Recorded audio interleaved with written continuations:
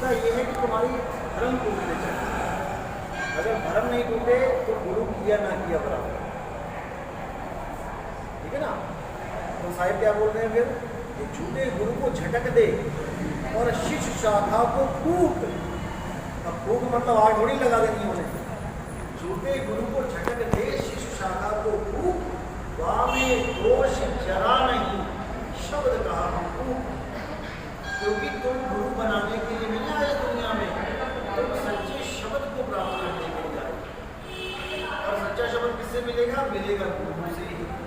अब पहले ही गुरु से मिल जाएगा इसकी कोई गारंटी नहीं। मैंने गुरु बोलते हैं अपने जीवन में दो गुरुओं के साथ जुड़ा रहा, पहले गुरु के साथ जुड़ा, सोहन दे दिया, दीदी मारे की सोहन से बात नहीं बनेगी, आगे बढ़े उन्होंने 5 नाम लगा दिए और आगे मारे की विवेक किया, 5 से नहीं बनेगी तो प्रकट हो गया बत्ती जोड़, तो दया करती कि बेटा ये है ना। तो गुरु तो बदलना ही पड़ा। बड़े बड़े भाव हो किसी के तो पहला ही गुरु सदगुरु मिल जाए, बहुत बड़ी किस्मत है।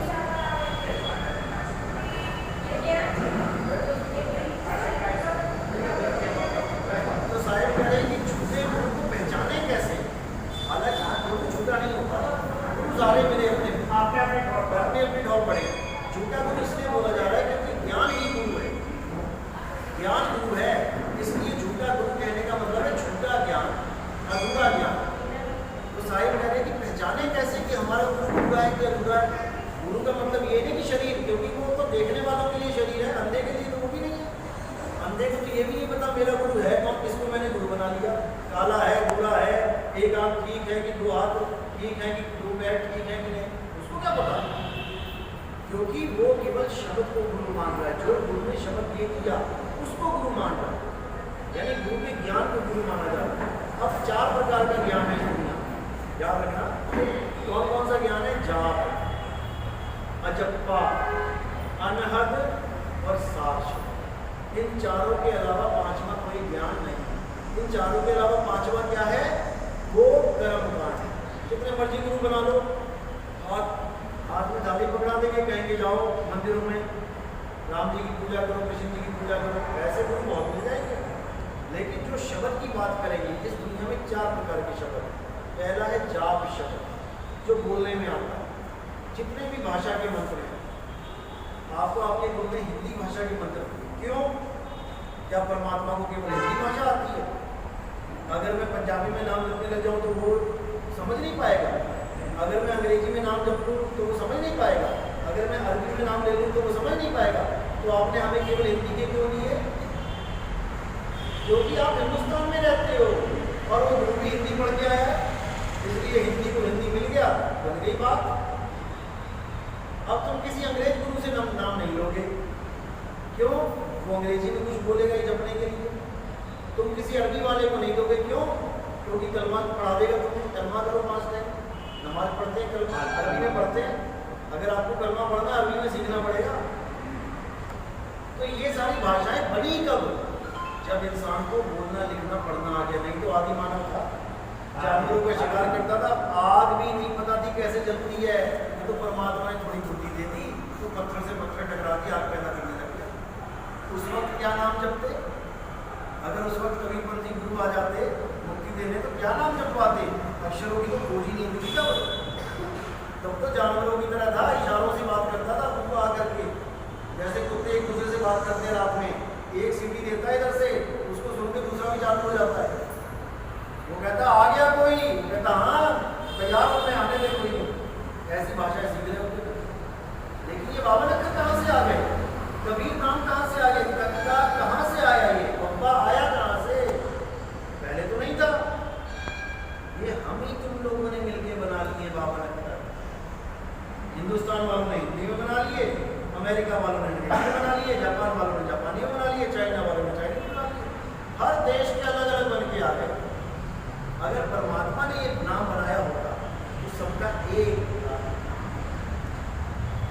जैसे बच्चा जब रोता है, किसी भी भाषा वाले बच्चे को ले आओ, दुनिया का कोई भी बच्चा उठा के ले आओ, जैसे पैदा होता है एक ही भाषा में पैदा होता है। उसी में कुछ छुपा हुआ है राज, उसी के रोने में। वो राज तब पता लगता है जब सदगुरु आता है। वो भेद बताता है, निज नाम बताता है। नहीं तो बाकी जितने गुरु हैं वो तब का ज्ञान देंगे जब तुम्हें बोलना लिखना पढ़ना आ गया, उससे पहले का ज्ञान। इसीलिए कबीर साहब ने बोला कि जो नर पड़े बावन के फेरा, सो नर जानो काल के चेरा। वही काल का दूत है जो तुम्हें 52 अक्षरी नाम जपवा रहा, और कोई नहीं, और सीखने लगेंगे उससे।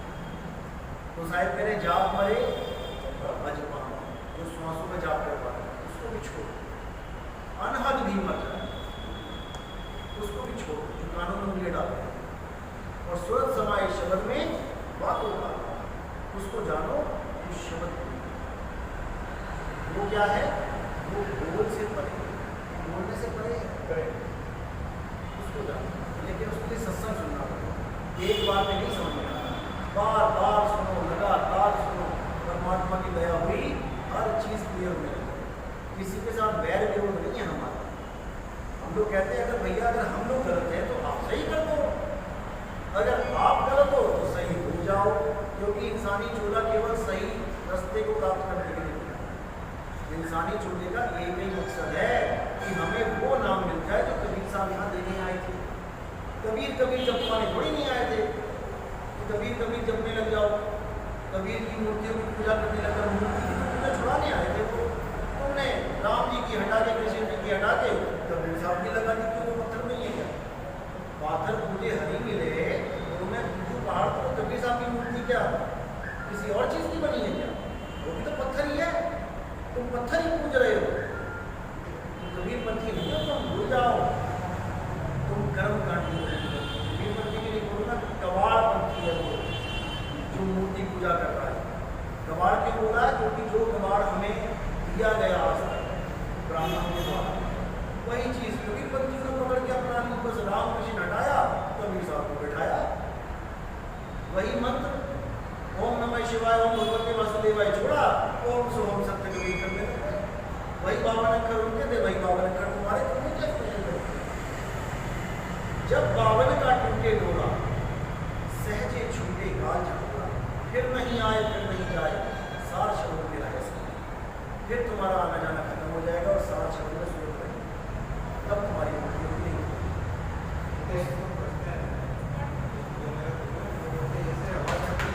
नहीं, ये तत्वों की आवाज, ये आवाज आती है लेकिन बंद भी हो जाती है। देखो जब तक चलेगी जब तक टकराएगी, दो बिन होए ना अधर आवाजा, दो के बिना, दो के टकराए बिना आवाज नहीं हो सकती। लेकिन तब तक नहीं तत्व से टकरा रहा है, ये आवाज कब तक रहेगी? जब तक तत्व टकराया। बंद बंद बंद, नकली है। जो चीज बंद हो जाए वो नकली है, लेकिन जो असली शब्द है वो क्या है? शब्द निरंतर से मन लागा, मलिन वासना त्यागी, उठक बैठक कब ना छूटे, ऐसी ताड़ी लगा। वो शब्द निरंतर है, वो एक ऐसी आवाज है जो सदा सदा से चलती जा रही है, उसको कोई रोक नहीं सकता। निरंतर का मतलब होता है जिसमें अंतर ना हो, जैसे इसमें गैप है, अंतर है, ये अंतर पड़ रहा है इसके अंदर, लेकिन एक ऐसी आवाज जिसमें अंतर ही नहीं है, उससे जुड़ना है आप। वो है महामंत्र, जिसकी वजह से सारे मंत्र पैदा होते हैं।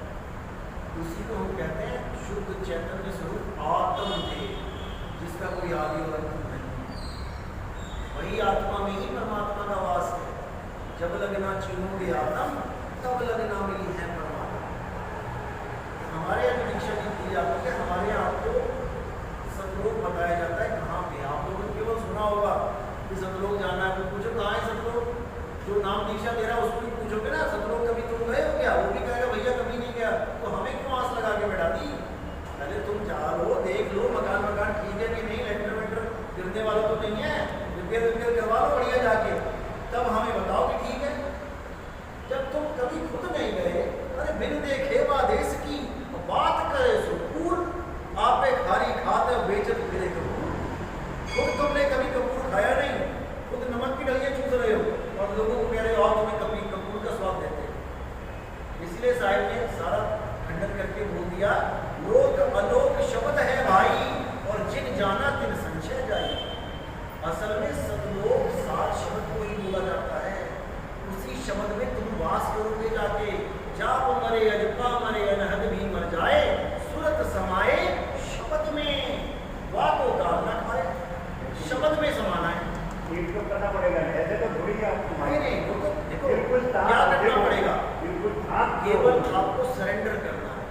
एक बच्चा क्या करे, छोटा सा सरेंडर करना है माता पिता के आगे कि भैया तुम देखो मैंने तो लैट्रिन कर दी, अब तुम देखो क्या करना है, मैं कैसे साफ करूँ उसको। अब वो माँ खुद आएगी साफ करने।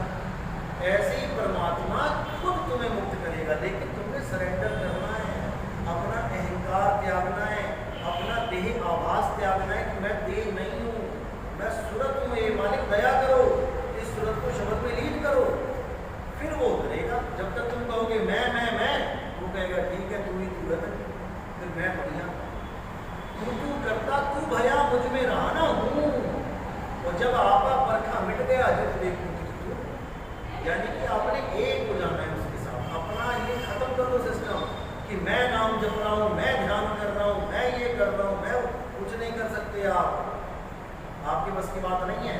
आप केवल एक काम कर सकते हो, सरेंडर।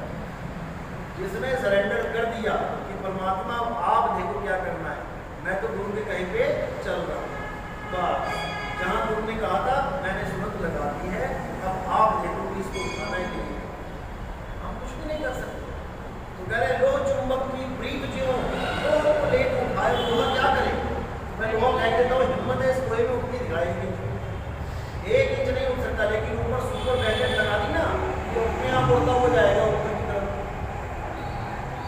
तो यही बोल रहे हैं कि लो चुंबक की प्रीत जो लोग को ले उठाए, ऐसा शब्द कबीर का काल से ले उठाए। आप नहीं कुछ कर सकते, आप तो केवल सरेंडर हो सकते, खुद ही छुड़ाएगा। क्या ठीक है छूटेगा जेल से, बहुबंधन में बांधे एक बेचारा जीव, और क्या बल छूटे आपने ये न छड़ाए पीर। तो बस पीर को पहचानो, अगर पीर को नहीं पहचाना तो मारेगा।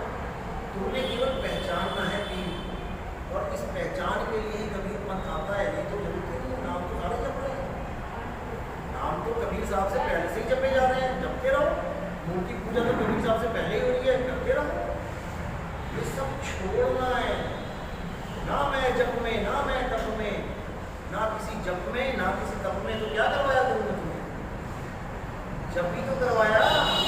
कबीर साहब मना कर रहे हैं, ना मैं जप में, ना मैं तप में, यानी तुम कबीर साहब से भी तो बड़े ज्ञानी हो।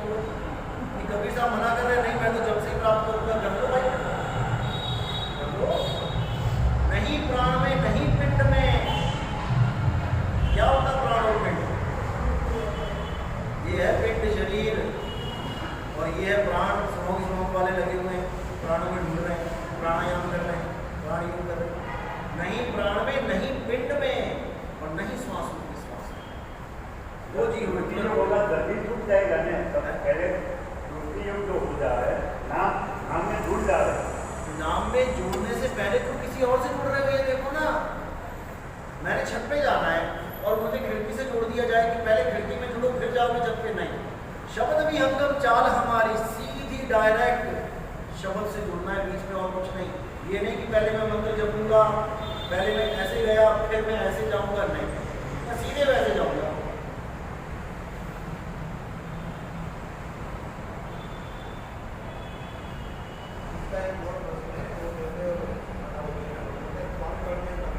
नहीं, फिर तो मेरे पैरों के नीचे परमात्मा है, मेरे पैरों के नीचे कण है, फिर तो मैं परमात्मा के सिर पे आके खड़ा हो गया।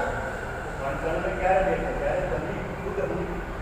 સमुદ્રની અંદર ટીપું ઉમાઈ જાય છે, જેમ તમે જ્યારે નહીં થાવ ત્યારે જ કણકણમાં દેખાય, ત્યાં થોડું દેખાય। कण में परमात्मा नहीं है, कण कण में ब्रह्म है, कण कण में ब्रह्म है, ब्रह्म। अब ब्रह्म क्या है, लोगों को ये भी नहीं पता ब्रह्म क्या होता है। जीव, ब्रह्म और पारब्रह्म, जब तक इन तीनों की डेफिनेशन आपको नहीं पता लगती, आप भूल जाओ कि आपको कबीर साहब का ज्ञान समझ में आने वाला है। मंत्र दे देगा कोई रटने के लिए, इंसान से तोता बना देगा, सुबह से शाम तक राम राम राम राम देखता है। जो शरीर में होता है तो मरता है, ब्रह्मांड में होता है। बिल्कुल, तो भाई यही तो मैं कहता हूँ, जो गुरु कहते हैं परमात्मा अंदर है, उनको सीधे कहो गुरु जी परमात्मा अगर अंदर है तो शरीर छोड़ के बाहर नहीं। तुम भी यहीं बैठो सारी उम्र, जब तक दुनिया चल रही है मैं भी बैठूंगा, शरीर ना तुम छोड़ोगे ना मैं छोड़ूंगा, अगर परमात्मा अंदर है। अगर शरीर छोड़ रहे हो तो फिर मुझे बताना कि जाना कहाँ। अगर ये मंदिर में परमात्मा है तो हम बैठेंगे मंदिर में हमेशा हमेशा के लिए। अगर बाहर जा रहा हूँ तो मुझे बताओ कहाँ जा रहा हूँ। तो 9 दरवाजे बने हुए निकलने के लिए, गुरु और चेले दोनों को निकाला जाएगा। भूल जाना कि गुरु बैठा रहेगा अंदर, जीव है इसके अंदर, जीव को परमात्मा बना के बैठाते हैं लोग। इस जीव की वजह से ये देह चल रही है, ना कि परमात्मा की वजह से। परमात्मा की वजह से चले ना तो ये देह कभी भूखे ही ना, फिर ये चलती ही रहे, फिर इसकी मृत्यु ना तो हो कभी। परमात्मा की वजह से आत्मा चल रही है, क्योंकि आत्म में राम, राम में आत्मा, इसीलिए आत्मा को अमर बोला गया, क्योंकि परमात्मा का निवास स्थान है तुम्हारी आत्मा, ना कि तुम्हारी देह। अगर देह होगी तो कभी खत्म ही ना होगा। परमात्मा से कौन राम सिमर। तो खैर ये बहुत लंबी बात है, छोटी नहीं है, इसलिए आप सत्संग सुनो और निष्पक्ष भाव से सुनो।